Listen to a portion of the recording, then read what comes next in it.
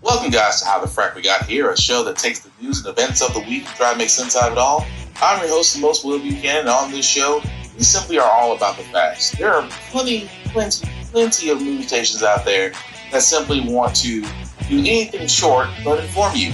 Here at How the Frack We Got Here, that's all we believe in. We go up to the left, we go up to the right, we go up to the middle of independence, we go up to all sides because there's more than one side of a story to everything. And you need to know it all in order to actually formulate your own opinion. And that's what we try to do here at How the Frack We Got Here. Thanks for listening, and hold on. It's going to be fun. All right, guys. Today's date, October the 5th, 2022, and this is How the Frack We Got Here. I'm your host, the most Will Buchanan. How the Frack We Got Here. We do take the events of the week and try to make sense of it all. Before we get started, guys, let you know that we do try to watch our language on this show, and sometimes that words may fly. At the same time, guys, there might be things that might be shown that might be too intense for younger viewers, so viewer discretion is advised. Aside from that, welcome. So, how do we get into this? Well, do you guys like gas prices right now? I mean, nobody really does. But we need fuel for everything that we do until we actually go over to the electronic, solar, and green power, I guess, as you can say. But unfortunately, the good people at OPEC decided that prices need to go up. Organization of Petroleum Exporting Countries has announced it will cut back production by 2 million barrels a day, a decision that could be devastating for gas prices here at home. Our business reporter Alexis Christophorus joins me live now for more on this. Alexis, let's start with the impact of this decision. What does this mean for Americans going to the gas station? In short, it's not going to be good news. Let's take a step back and look at why this is happening. It's the largest cut in oil production since the beginning of the pandemic. It could very well force crude oil prices back above $100 a barrel, which would also push gas prices higher again. And it can also help Russia pay for its war in Ukraine. That's because this decision could actually undermine a plan by the group of 7 wealthy nations to cap the price of Russian oil on the global market. It's a huge blow to the Biden administration. This is really political jeopardy for them as they are now just 5 weeks out from the midterm elections. And remember, just 3 months ago, President Biden visited Saudi Arabia, trying to repair relations there amidst the highest inflation in 40 years. So this decision really makes very clear that OPEC is intent on keeping prices higher after enduring really several years of low oil prices. And what's their motivation for doing that? Well, they want to keep oil prices higher on the global markets. And what that's going to mean for gas prices is we could be returning to $5 a gallon nationwide. Right now, the national average is $3.83 a gallon, but in some pivotal states for the midterm elections, much higher than that. In California, $6.42 a gallon for unleaded. In some areas of California, even more than $8 a gallon. You've also got 8 hotly contested House seats in California, by the way. In Arizona, people there paying more than 40 cents a gallon than they were just a week ago. We've got a hotly contested governor race there. Nevada, Washington, Oregon, all of those pivotal states in the midterms, people there all paying more than $5 a gallon right now. Now, gas prices were already starting to rise again after declining for 99 straight days. Right. So what else is at play here? Oh, a number of things. Well, first of all, you still have very strong demand throughout the world as more and more places like China come off of lockdowns. Of course, now this situation with OPEC putting less oil on the market will only hurt. But we've had facility maintenance on the West Coast. That's pushed inventories down to record lows. Also, a refinery fire in the Midwest. And let's not forget, a European ban on Russian oil is coming in December. President Biden has promised to keep oil flowing in that country. So this is all putting pressure on prices. But keep it flowing how? Can we boost domestic production here at home? You would think we could, but it's not something that we can just turn the light switch on and you start to get more oil. That is something that would take infrastructure and it would take years to happen. Look, even the Biden administration has said they have very few tools to deal with this. Now, the president does have emergency authority to limit exports. That would help boost inventories here at home, but it could backfire on him because it could cause the energy crunch we're seeing on the global markets to be that much more. And also remember, we tapped those strategic petroleum reserves. Sounded like a good idea at the time, but you only tap that in a true emergency. We have enough oil in the market right now. That's not the problem. There's not a true emergency. You can't just tap it to manipulate prices. Right, and you don't want it gone when you actually do need it. That's why it's there to begin with. Yeah. Pretty much. Now, again, this is great if you have stocks in companies like Exxon and Shell and Citgo and those places. I mean, it's great if you own a gas station because you know that, like most gas stations, um, you never have a slow day. There's always going to be somebody that needs, there's always going to be someone, a person driving, a person running a business, person using Uber, doing DoorDash, taking flights, trains, things of that nature, transportation. Everything comes to a halt in the event that, we are unable to keep running on dinosaur juice. And I've said many times this podcast, Russia is the number 2 producer of oil in the world. Number 2. Saudi Arabia is number 1. And a lot of people are thinking, well, if Russia cuts us off, that's going to drive our gas prices up. I know we've said this a lot on this podcast, but I feel like I got to say it again. The president does not control oil. The president does not control gas prices. OPEC does. OPEC is the group of different nations that decide on whether to cut production or increase production. That's why Biden went to Saudi Arabia. Saudi Arabia is one of those countries in OPEC that can decide whether to increase or decrease. The Saudi family is only rich because they are sitting on the biggest deposit of oil in the world. I keep saying this all the time, that the only way that we're going to solve our energy crisis problem is that we're going to have to embrace the fact that we are going to have to look into renewable energy. Fossil fuels are finite. There is going to come a time where it may not happen in this lifetime. It may take a while, but there's going to be a moment where that finite resource is going to become kaput. And once it does, either that we have adapted way before that happens, or we get stuck in the middle of an energy crisis when there's no dinosaur juice to run off of. That's why the Green New Deal is in place, because the more we do drill from environmental impacts, we'll do more damage drilling and still burning fossil fuels into the air, increasing the greenhouse effect, because we are in a climate change. You don't believe me? For the simple fact of the matter, look at our summers. Our summers are getting hotter and longer. Our winters, depending on where you are, may be short or almost non-existent. Antarctica is literally, I mean, the coldest places on Earth, the North Pole, Antarctica, Alaska, the places that we consider the coldest places on Earth are starting to look like California. And with those ice sculptures, ice appendages up there breaking off, sea levels will rise. And we already know there's plenty of cities around the U.S. that are dangerously in that area if sea levels would rise. But this is the whole point of what I'm saying, that everybody want to blame the war on Russia. No, because wait till this Russia ban kicks in December, in which Biden did say he was going to help European countries, because again, the only thing that we have is our strategic oil. We only have our strategic oil, which, as the journalist said, even if they did tap it, it doesn't mean that prices are going to drop considerably. This is why the whole idea of renewable energy should be looked into, should be invested. As much as they invest in the Pentagon, it needs to be invested in clean energy. Just because the fact of the matter is, we do need to look into renewable sources, because our finite source of fossil fuel will one day disappear. And all I gotta say then is and hopefully we have an answer before that. But you can't help but wonder how long we're gonna keep this up, because the only people that are celebrating this increase in pricing are the ones that are in control of the oil and gas. Whereas everybody else, you about to run your pockets probably in the next foreseeable months once you go to the pump.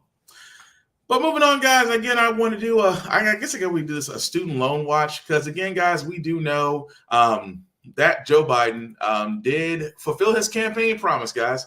He did fulfill his campaign promise and said that he would knock off $10,000 up to $20,000, depending on certain conditions, for student loan forgiveness. It should have been more. We could argue that from sun up to sundown. But let's be honest, Biden is a centrist president. He was not going to ever completely cancel the debt, because Biden believes that we should pay, even though the minimum wage hasn't increased since 2009.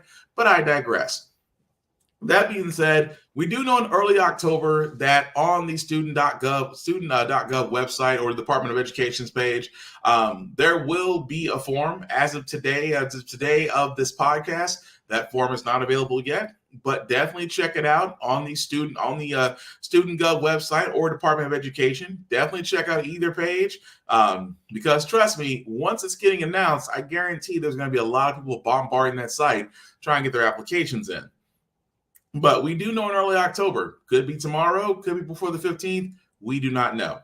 However, again, I just can't help with this student loan program, which again, I'm happy about. I'm happy about because some people are going to get some relief. I still say that we should have forgiven the whole thing. Because a lot of people will sit there and say, well, we can't forgive the whole $1.7 trillion student loan debt, but we can run $4.7 trillion in wars in Afghanistan and Iraq. That's all I'm saying. You know, you can sit there and play whack-a-mole all you want to, but everybody keeps on saying we don't have the money. Okay, we don't have the money, yet we're about to give $60 million to Puerto Rico. Where's that money coming from?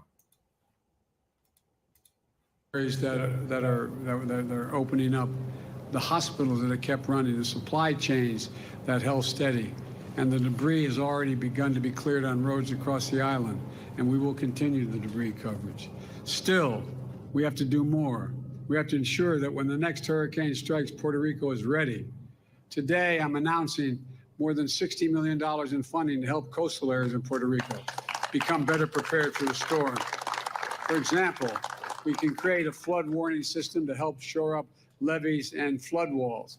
In addition, there's nearly $700 million in infrastructure investments in Puerto Rico that have already been announced since I signed the bipartisan infrastructure law last November. For example, we've awarded $90 million to upgrade PR2 highway, and we've announced $163 million to begin construction on a canal to restore Cano, help me with the pronunciation. Martin Pena, that entire ecosystem. And we're going to clean up polluted waters and restore mitigation mangrove habitats, and bring back marine life. And you're going to see investments like these increasing significantly in the months ahead. We're investing in Puerto Rico's roads, bridges, public transit, ports, airports, water safety, and high-speed internet. We know that the climate crisis and more extreme weather are going to continue to hit this island and hit the United States overall. And as we rebuild, we have to ensure that we build it to last. We're particularly focused on the power grid. This year, to date, Puerto Rico has received $4 million to help make the power grid more resilient. That number is going to go up. As we conveyed to the governor, I'm ready to deploy and expedite more resources from the Department of Energy and other federal agencies, not just, I don't usually talk this fast. Okay, so again, that's him going over saying that, you know, we're giving $60 million to Puerto Rico. Do not get me wrong as I say this. Yes, it is a U.S. territory. Yes, they deserve assistance, considering the fact they've been hit by Hurricane Ian. I am not arguing with that. However, again, people keep saying that we don't have the money for it. So you got to think, let's just go off the bat here. $60 million to Puerto Rico, which understandably so, for hurricane relief and improvements. Cool. Biden's going to have to explain this next one, though. The Biden administration on Monday announced more than $300 million in new mental health funding. Funding will be distributed by the Department of Health and Human Services and the Department of Education.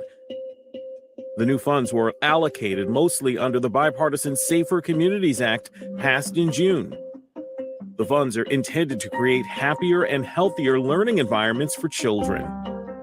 The DOE said it's dedicating $144 million a year for 5 years to increase the number of mental health professionals in schools.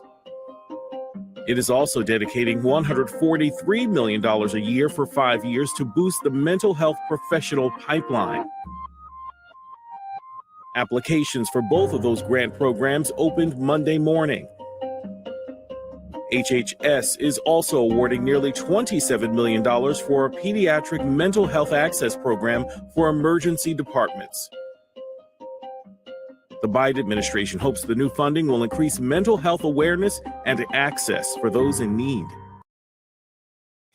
Okay, now again, this is a part of his crime bill that got passed, and I know for a lot of people, because I have to explain myself because people think that I'm for Joe Biden. I said, look, he was a better choice than Trump. I will always say that. But that being said, I also sat there and said that he wouldn't pull what he did with his crime bill back in '84.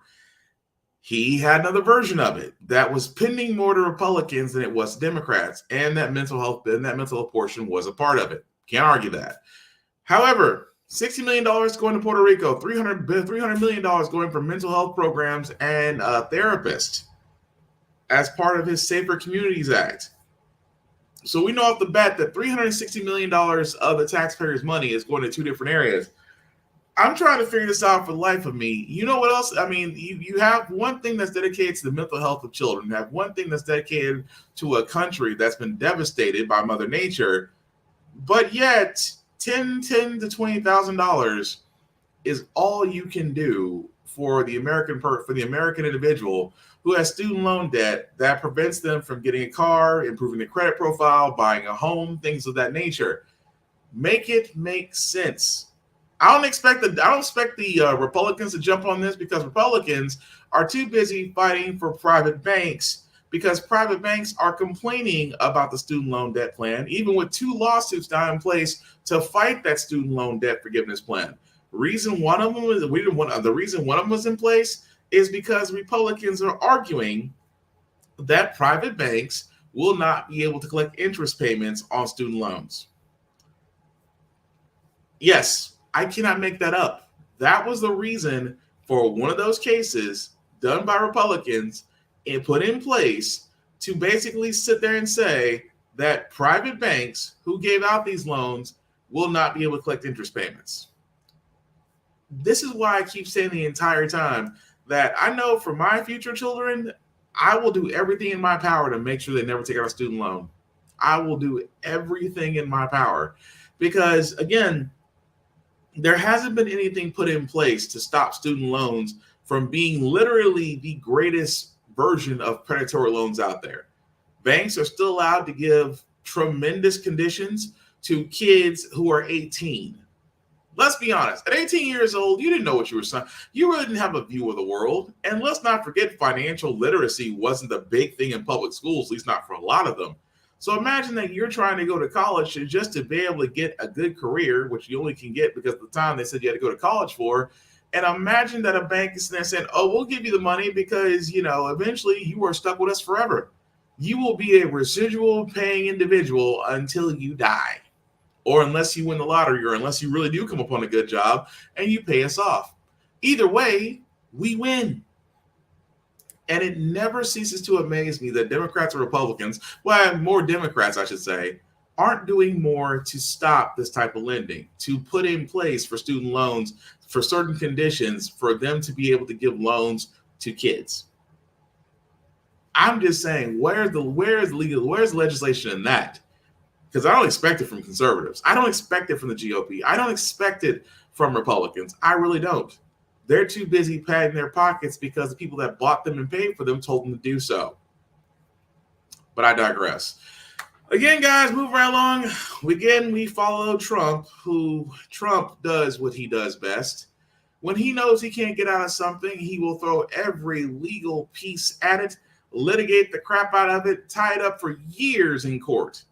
Don't believe me? Do you guys remember that just a little over a few weeks ago about a certain search warrant at Mar-a-Lago for documents that the president can't have, but thought he could have because he was failure in chief before, thought he had the power to declassify documents, which he didn't, but took the documents anyway, and then made a whole rigmarole of the whole thing. If I can hold these documents, which he couldn't, for clearance that he used to have, but now he doesn't. And remember that his lawyers argued that a special master had to be put in order to view the documents to make sure that these were classified or what they can be viewed, and which special master ruled against him and said that that the FBI can look at these things. Keep in mind, Trump is under possibly the Espionage Act, which again is one of the worst things you can be charged with in the United States. But that being said, Trump is going to pull every legal maneuver he has, including begging the Supreme Court. I cannot make this up. President Trump filing an emergency appeal to the Supreme Court tonight. The former president asking the court to intervene in the Mar-a-Lago case. The FBI, of course, seizing more than 100 classified documents. What the former president is now asking for. He appointed 3 justices to the nation's highest court, but obviously there is no guarantee how the court will respond. ABC Chief Washington correspondent Jonathan Karl leading us off tonight. Donald Trump is appealing to the Supreme Court in the legal battle over the presidential records seized by the FBI from his Mar-a-Lago home. But the appeal is a limited one. His lawyers are asking the court to allow a special master to review the documents marked classified to see if any of them are protected by attorney-client or executive privilege. An appeals court had ruled last month that the documents marked classified should not be reviewed by the special master. In today's filing, Trump's lawyers write, quote, "Any limit on the comprehensive and transparent review of materials seized in the extraordinary raid of a president's home erodes public confidence in our system of justice." The Trump appeal, however, does not appear to attempt to block federal prosecutors from examining the documents as part of their ongoing criminal investigation, something they are already doing. So let's bring in John Karl live in Washington tonight. John, this isn't the first time the former president has turned to the Supreme Court. We know he appointed 3 of the 9 justices, but they haven't often ruled in his favor. In fact, David, the Supreme Court has repeatedly knocked down Trump's appeals. While he was still president, they ruled against his efforts to overturn the 2020 presidential election. And after he left the White House, they ruled against his effort to deny the January 6th committee from getting access to his presidential records. And even if he wins here, David, it would be a narrow procedural win that would not have a significant impact on the criminal investigation into those classified documents. So, long story short, this is a stall tactic. I wish I could make this up, but I can't. Donald Trump is basically going to use everything in his arsenal, every legal point. That's why I say, you know what? You know the most lucrative job right now is Donald Trump's attorney.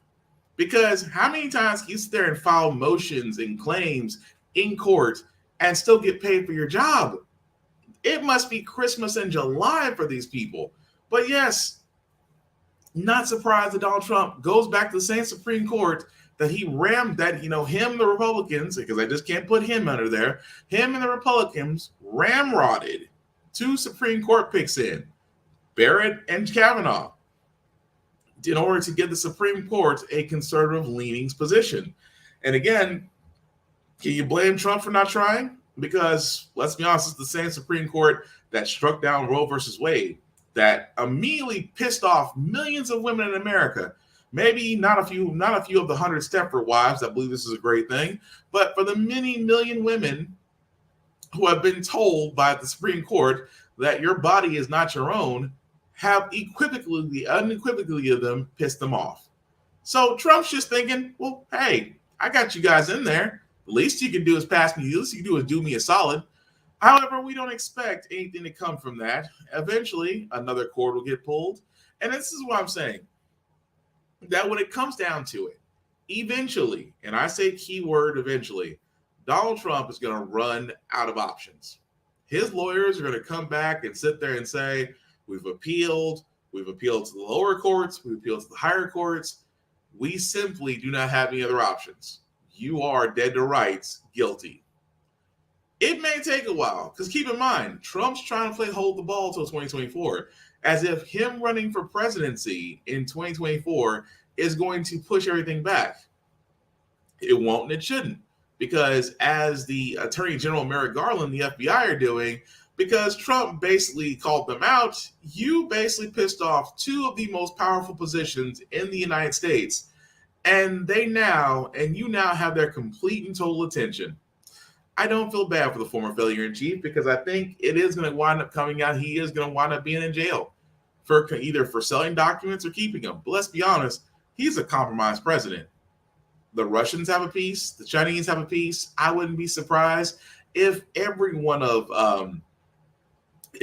other nation out there has a piece of Trump, because he's a compromised individual. So I'm not surprised by that. But speaking of compromised individuals, Herschel Walker. I always said that the GOP was probably GOP when it comes to Democrats was probably the more hypocritical out the two. As many people say, man, they're just birds of the same feather. Okay, birds of the same feather. But when you call yourself the party of family values, the reason why I say it's kind of bullshit is because of stories like this. Because Herschel Walker, who we have proven already, has lied plenty of times. Lied about being a law enforcement agent. Lied about graduating at the top of his class at the University of Georgia. Lied about many a thing. I'm surprised that, I'm surprised his football played out. If it wasn't for footage, if it wasn't for ESPN, we'd be questioning whether or not he played football, or is he just dumb and not just CTE related. But again, Walker is in the hot seat, and I think this might actually be the nail in the coffin. But before we start, we do have to say this. These are allegations only. Nothing has been confirmed. But it is funny. Explosive claim involving the former football star, the Republican Senate candidate in Georgia. The report claims Herschel Walker, who has called for a ban on abortions, no exceptions, allegedly paid for a former girlfriend's abortion. What he's saying tonight and how he explains the alleged check he gave her. And his own son blasting his father tonight. Rachel Scott from Georgia. The race that could decide control of the Senate now upended by the report Georgia's Republican Senate candidate Herschel Walker paid for an ex-girlfriend to have an abortion. Walker calls it a flat-out lie. Today, he was ducking reporters at a prayer breakfast in Atlanta. It's clear Herschel Walker's campaign is trying to keep us at a distance. We tried to attend the luncheon that he is attending today. Well, his campaign kicked us off the property and moved us all the way across the street. We don't know if we're going to get any closer. We didn't. Walker slipped out. It comes less than 24 hours after the story broke. An anonymous woman claiming to the Daily Beast that when she became pregnant in 2009, Walker urged her to have an abortion. She showed the reporter a $575 bill from the abortion clinic and a $700 check she says was from Walker. There's also this, a get well soon card she says he gave her. ABC News has not independently confirmed the report, but Walker says it never happened. I never asked anyone to get an abortion. I never paid for an abortion, and it's a lie. And when asked about that $700 check, well, I send money to a lot of people, and that's what's so funny. I give money to people all the time because I'm always helping people because I believe in being generous. Walker opposes abortion rights in all cases, no exceptions. I'm for life. In the Ten Commandments, does it not say, thou shalt not kill? That is one of the 10 commandments that you should live by, that we should go by, thou shalt not kill. Today, his own son, Christian Walker, calling him out as a hypocrite. Family values, people. He has 4 kids, 4 different women, wasn't in the house raising one of them. He was out having sex with other women. Do you care about family values? Christian Walker, a conservative influencer with a large presence on social media, says every member of Walker's family had begged him not to run in the first place. Don't lie about your life. You don't get to pretend you're some moral family guy. You don't get to pretend all these things. Do not lie. Rachel Scott with us live in Atlanta tonight. Rachel, top Republicans standing by Herschel Walker tonight. And of course, you don't need me to tell you this. This is a key race, one of a few key Senate races that will determine who controls the Senate after the midterm. So where does the race stand tonight? Yes, David, and that is exactly why you are seeing Republicans on Capitol Hill rally behind Herschel Walker. With just 5 weeks to go until Election Day, polls show that this is a very tight race. And the Democrat, Senator Raphael Warnock, well, he is out on the campaign trail, making it clear that he supports abortion rights, saying that Georgia voters have a real choice to make this November, David. Okay, so, okay. How do I start with this? It's allegations. It's allegations. Nothing's been confirmed because it's the Daily Beast. For all those who don't know, the Daily Beast is not the most reliable piece of information. But that being said, whenever a Republican gets caught in hot water with a mistress, a gay lover, a love child, I mean, 9 times out of 10, all those allegations usually wind up being true. Especially in the fact of Herschel Walker, because, again, if I was his lawyer, if I was Herschel Walker's lawyer, number one, I wouldn't have him doing interviews. I would sit there and say, we're not going to answer that. We're not going to answer that. Oh, Herschel Walker, did you write checks? I write checks out all the time. I'm a very generous person. At least I try to be. If I was his manager, I'd be on the other side of the camera like, that's why I would literally just be motioning, shut the up. Because that's not the messed up part. Honestly, that's not the messed up part. Even about his son, who again may have found his viral moment. May have found his viral moment. Not mad at him either. But is it really hard pressed to believe that all of Herschel Walker's family said, don't run because all this is going to come out? Which only goes to show you what more is going to come out about this man. Because let's be honest, when you're running for political office, every little dirty secret about you, every skeleton, every misdeed, whatever you did, will eventually be brought to light. Hence the political world, which I don't know why people believe that politicians should be squeaky clean. Everybody's got dirt. Just some people are very good about hiding theirs or paying them off very well. But the weird part about it was like, yes, I have a receipt, and they signed me a check, and they sent me a get well card. A get well. This is what makes me you know what? Forget the fact that it's Herschel Walker. Forget the fact that he's already lied multiple times. Forget the fact that, yes, there may be an inkle of truth to this. But do you believe in his very backwards way of thinking that maybe, just maybe, what might do him in is the actual card he sent, the actual card he allegedly sent in? Get well soon from abortion. I mean, again, as I said before, when it comes to Republicans, abortion is only bad until it affects them. And once it affects them, they know somebody who knows somebody who can take care of it. So I'm not surprised by Herschel Walker. I'm not surprised about Republicans either. Keep in mind, we're a month away from the midterm elections. The Republicans want Georgia bad. They want Georgia bad because of its 2 senator seats, because they know that Marjorie Taylor Greene is in a little bit of danger. So that one representative seat may be in danger. But those 2 Democratic seats, because one by Mr. Joe Ossoff, the other one by Raphael Warnock, do you not think for 1 second that they're not going to try to disrupt at least one of those seats? 2 would be nice, but don't think that for a second they're not going to try to disrupt one. But Republicans are backing up Herschel Walker even now that scandal has come out. What makes it worse is that if it's true. Because that's the one thing I'll say about Republicans and their BS view on pro-life. Because this just goes to show you that, yes, if he did do this, yes, if he is guilty of this, and Republicans still stand behind him, it's not about abortion. It is about power. I said the same thing here in Tennessee. Representative Scott DeJarlais, a man who's had multiple mistresses, and each of those mistresses have had abortions paid by him. This man is still in elected office in Tennessee. That just goes to tell you Republicans do not care about abortions. They care about power. And trust and believe if Herschel Walker can get enough idiots to vote for him, then they'll back him up with everything they got. We should not be surprised, but we should be aware. Moving right along, guys. The Oath Keepers are back in. The Oath Keepers are back in. I don't say back in jail. They should be in jail, but they are back in court because they were accused of an armed rebellion that was going to occur, which was looked into by the January 6th committee, which we shouldn't be surprised by. They were literally going to the Capitol armed to the teeth. ABC News investigative reporter Catherine Falders joins me live now for more on this. Catherine, at least 3 Oath Keeper leaders have already pleaded guilty to seditious conspiracy stemming from this attack on the Capitol. How could that impact this case?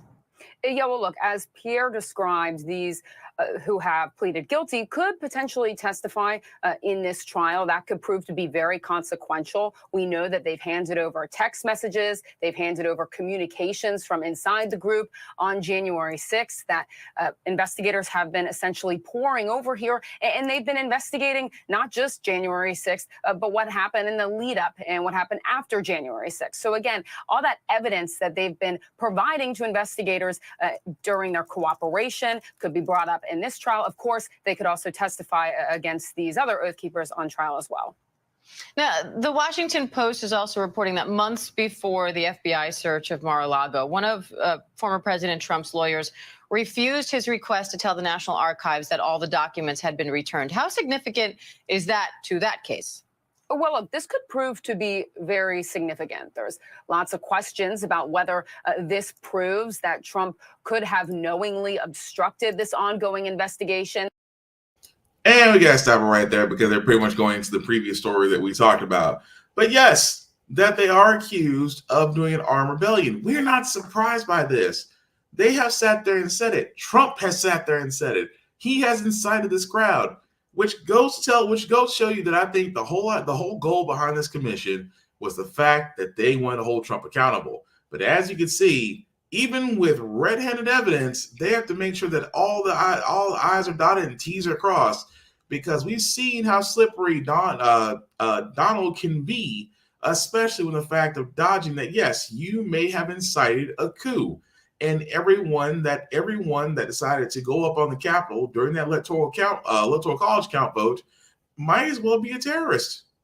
Domestic terrorism. But we'll follow that as it comes along. Some other quick business news, guys. Again, we shouldn't be surprised by this, but I guess we got to announce it anyway. Elon Musk may buy Twitter after all. And that's concerning because they're right back at the $44 billion one. Keep in mind, Elon Musk and Twitter were going back and forth about the fact that Elon Musk had accused them of, a lot of their accounts were bots. The fact that, he said that he would give, Donald Trump back his Twitter account and things of that nature. It looks like that it may actually go through. And I am concerned.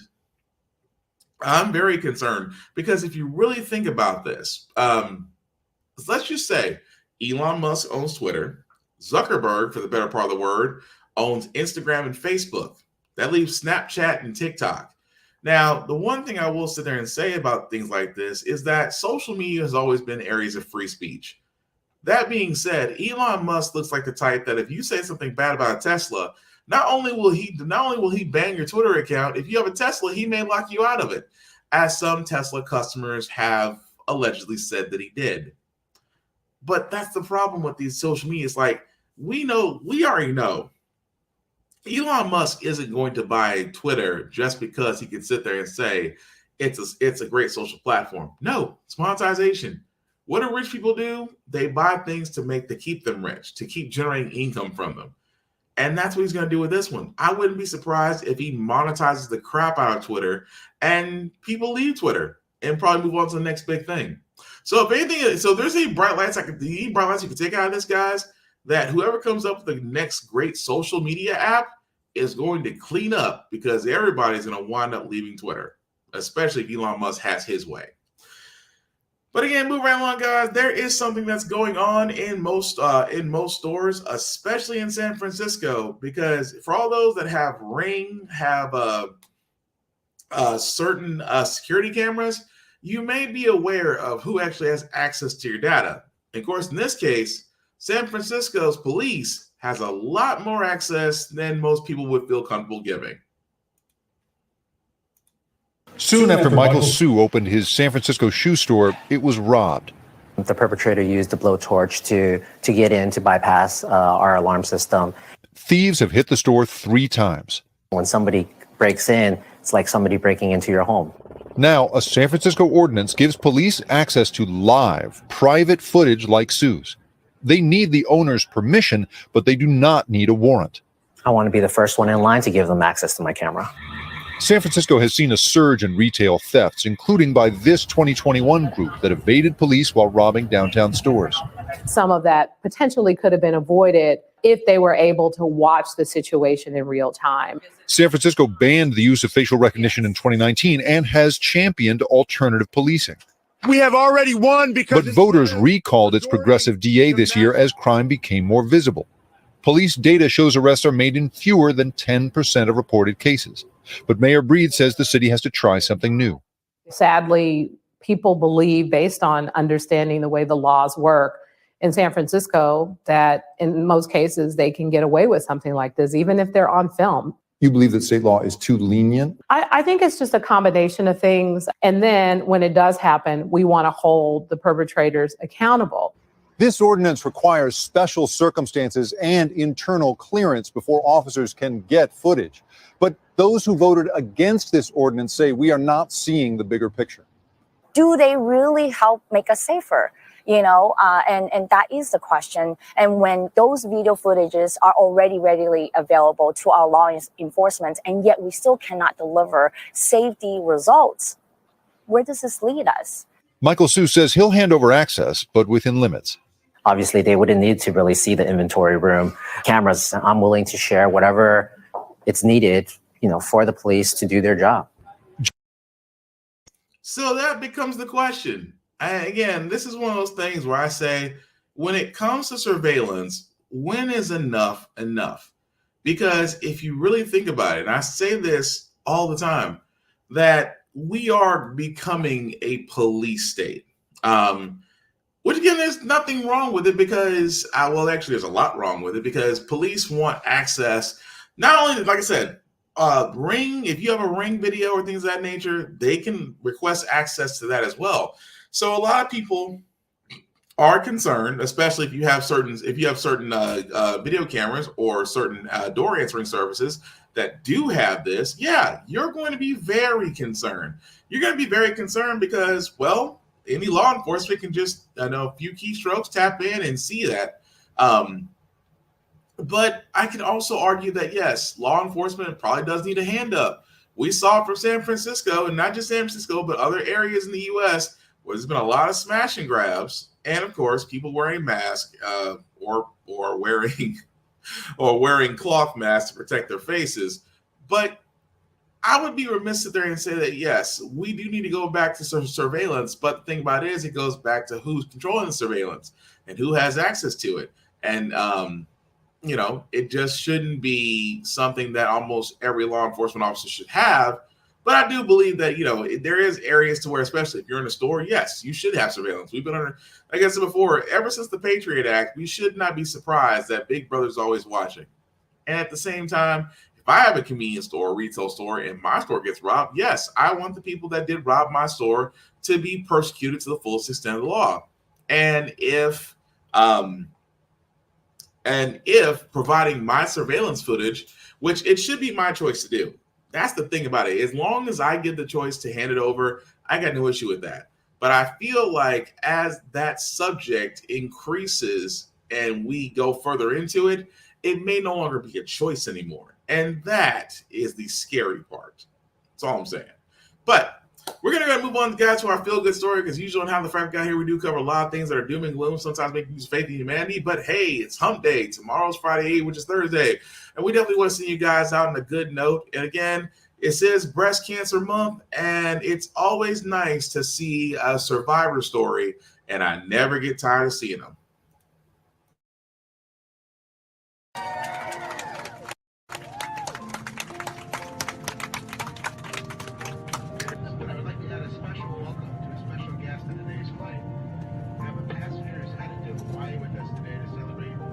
Victory over late-stage breast cancer.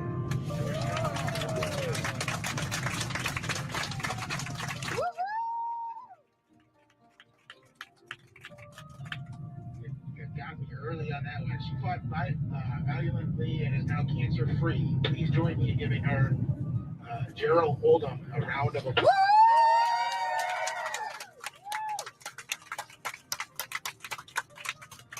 Today's environment just makes it special that we can share that human bond to take care of each other. Everybody's a big family out there. Welcome aboard. Congratulations. Yeah, I thought that was pretty cool. Like I said, just because for some of us, it's a lot closer to home than you think. So again, definitely get mammogram, men and women, because men can get breast cancer too. Definitely get yourselves checked. Early detection of cancer.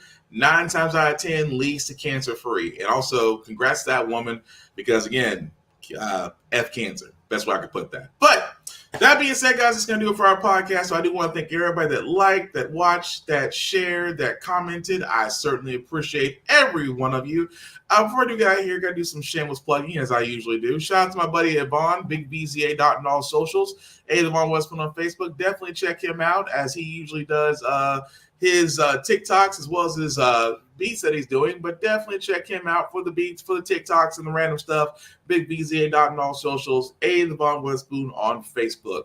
As for yours truly, guys, almost on every social, you can find me, BlackFox447. You can like and follow me. I usually post everything that I watch and review, and sometimes gym stuff, because I, try to do a couple push-ups. At the same time, guys, we as a society need to be better. Now, I talk to the brothers especially, because my brothers, we have to be kind to each other. I mean, I'm so tired of the cold, mean mugging. Like, I understand keep your head on a swivel. I understand in this society, but we still can at least greet each other. Head nod, what's up? How you doing? Something like that. Just be kinder. I'm not saying be good Samaritans, but damn, say hi at least. Actually be decent is what I'm asking for. And also check on your people. Hey, whether it's been a while, it's been a long time, check up on them. You can do a lot. By just checking up on everybody, you can do a lot more than just saying hi. You actually may save life in the process, because we all need somebody. As humans, we don't do well alone.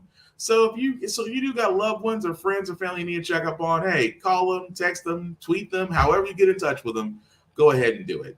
Last thing I'll say, guys, again, if you're going to be out and about, coronavirus, since many Decepticons are still out there, please protect yourself if you're in high volume traffic areas with a mask. And if you feel sick or feel any type of hint that you will feel sick, please stay home and take care of yourself. When you take care of yourselves, you prevent others from getting sick, and that's how we're going to get past this pandemic. Also, I almost forgot. The actual trailer at the bottom, let me make that a little bit bigger for you guys to see. If you copy and paste that in your browser, take you to my link tree. That's the YouTube and Facebook group for all of my podcasts. How the Frack Got Here, Get Ben, of course, Alchemist Podcast. Definitely like, share, and subscribe. Let people know about it as we try to grow these podcasts into something bigger. As I try to take a breath.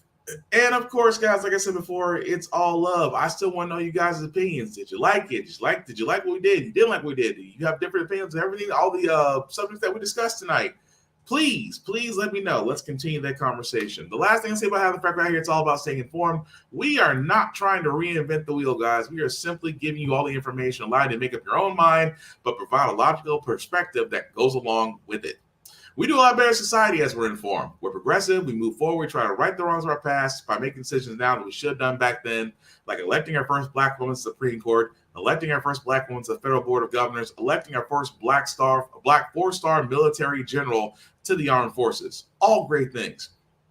When we don't learn from history, we are doomed to repeat it. That's why we keep asking ourselves, why does everything go up on our paycheck? Why are we electing different politicians but still the same old game in Congress? And most importantly, how the Frack we got here. Thank you all for watching, guys. Take care of yourselves and each other. We will all get through this. Peace.